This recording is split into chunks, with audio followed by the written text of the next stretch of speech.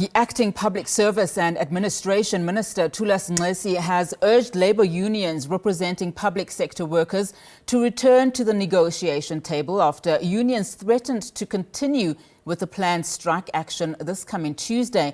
Now, the unions have called government's offer disingenuous after they were offered a 3% pensionable increase and a R1,000 allowance, which government said pushes the offer to 7.5%.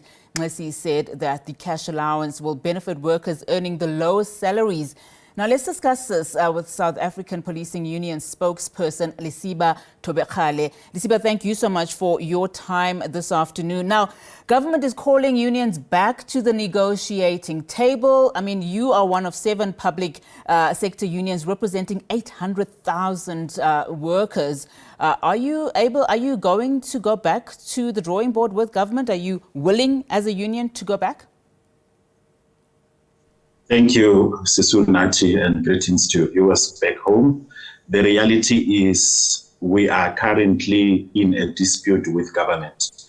If government wants to have a conversation with us as unions that are admitted in the SABC, we need to start dealing with the current dispute that we are having of the demand that we are having of the 10%. And we clearly take note of the enforced 3% that was deposited into the account of our members, clearly because government is really disingenuous and they are clearly misleading the public to say that they are offering 7.5% to the public servants, which is not true.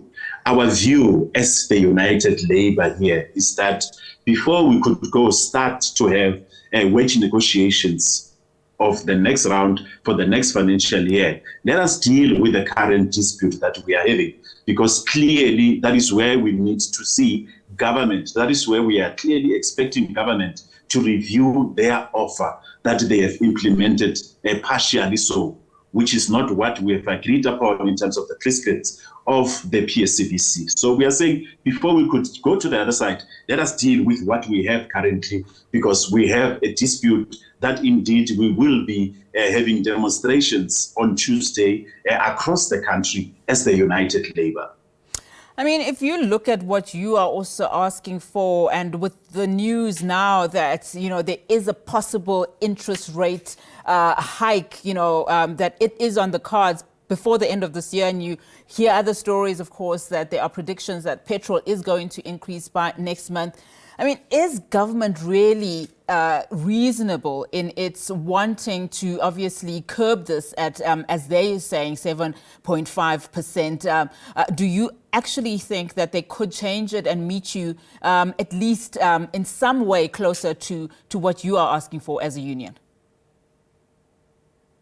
That social dialogue, Nati, is what we are open for government to review the issue of the offer that they had placed on the table, the 3% that they've enforced on our workers.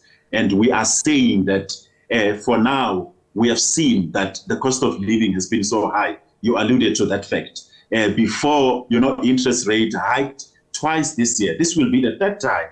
The cost of petrol, the cost of living, the cost of food and everything, it is so high. So with what we are expecting to come, government has to be reasonable. They need to stop being selfish. They need to stop being unreasonable when it comes to public service. Remember, during the time of COVID, our members, those who are working, mostly those who are in essential services, they were working throughout, even the time when we did not know what was it that we were dealing with, when everybody closed themselves and they were behind closed doors. We had our nurses working, we had our police officers, we had our traffic police out in the road, even throughout that process. But we haven't seen any salary increase. This is the 3rd year without a real salary increase. We are saying government should stop being selfish. We have seen the attempt of the ministerial handbook where they want to exclude themselves from paying electricity and water, but public servants are expected to pay those services. We have seen that they have given themselves an increase of the 3%,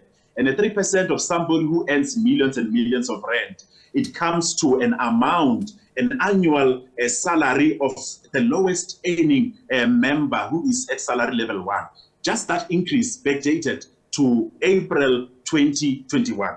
We are saying they must stop being selfish. They need to start taking public servants seriously. So that is the call we are making as a united labor, to say that it is time that government should start recognizing the great sacrifice and the great work that is being done by public servants who are expected to deliver services even when there are no resources. You have seen in the police, we don't have enough vans, we don't have enough manpower. We have seen that the ratio that is being recommended by the United Nations to say one police officer is supposed to police around 210 citizens. But the ratio that is being used is one is responsible for 420. But when we look at the numbers that we have, it doesn't even come closer to that, with the population that just went above 60 million, those that are recorded. So we are saying that we are open to social dialogue with government on the basis that we are going to deal with the current dispute that we are having.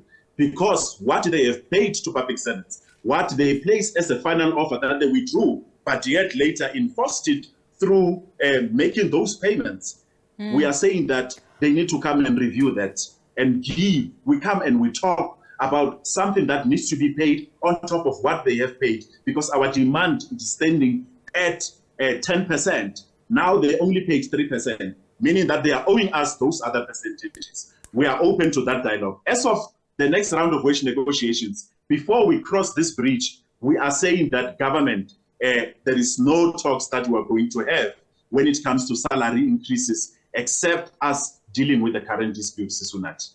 Now, a lot of South Africans obviously are feeling the pinch and are probably in support of this protest in principle. But it is those stats that you've just mentioned now in terms of, your policing services being under-resourced. I mean, that is the concern at the moment if your members then go on strike. So much of South African policing union membership in the public service is employed in those areas that constitute an essential service. Are you not then worried about the possible implication of that? I mean, and if you can't strike in a sense, how are you going to make sure that government then feels the pressure, without putting South Africans' lives at risk, especially as we head to the festive season? I mean, it is a very difficult position, I would imagine. Essential services existed prior, Sisunati. It was there. But the decline in the public service, where they were not filling vacant posts, because the modus operandi that government is using, when there is a funded and vacant post, they don't fill that post. That is why part of our collective labor demands that we have is that vacant posts, they need to be filled. And that is not a call that is supposed to be made by unions, because a government that is responsible will ensure that the public service, it is fully resourced in order to deliver services to the communities. Yet it is unions now who are demanding from government to resource the public service in accordance. It is government that has caused what we have seen, the shortages that we are having, the issues of the budget cuts that we have seen during the time of the COVID, starting from the time of the COVID, and even prior to that. So we are saying that government is responsible to ensuring that the public service, it is under-resourced, because they've adopted the principle of austerity measures. And by so doing, they themselves, they are the ones who are supposed to be held responsible by our communities or by society to say, you have under-resourced the public service. How will they perform their duties? And touching on the issue of essential services that you are alluding to, remember that it is a service that is essential. It is not those who are performing a service who are essential. Only when it is time for them to perform a service, then that essentiality comes in. And we know within the South African police services, we can use as an example, we've got around 33,000 plus Public Service Act members whom are eligible to go on strike, whom are not regarded to be essential services. We know further to that we also have members whom, when they are not on duty, because they will not be rendering that service, they have a right to join any protest. They have a right to join any demonstration. So we do not see in any way whereby a government can come and say that, well, now they are not taking the issue of essential services. They are starting to take it serious now, because they never took it serious even prior to them ensuring that there is a minimum service level agreement that is being concluded. We've been fighting with government from the PSCPC and even in the sector councils to say we need to have a minimum service level agreement that is concluded. And in answering the issue of to say services, interruption of services,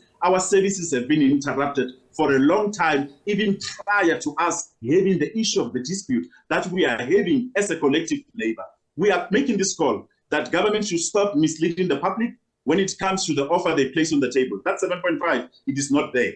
We desist those lies that they place on the table because they only put the cash gratuity, which we call the 1,000 rand, which is a stipend. And on top of that, they place as well what we call pay progression. We concluded the issue of pay progression prior to these wage negotiations. It is something that is existing and members benefit from it year to year. And further to that, they only place that 3%. When you look at it, 3%, it is nothing. So we are desisting those lies to say government need to come to the table, review their offer. When they are calling us to say they have now reviewed their offer, we'll go back to the table. But it is them who are not taking essential services serious in this country. And that has been happening for many years by not resourcing the public service, not resourcing departments in accordance.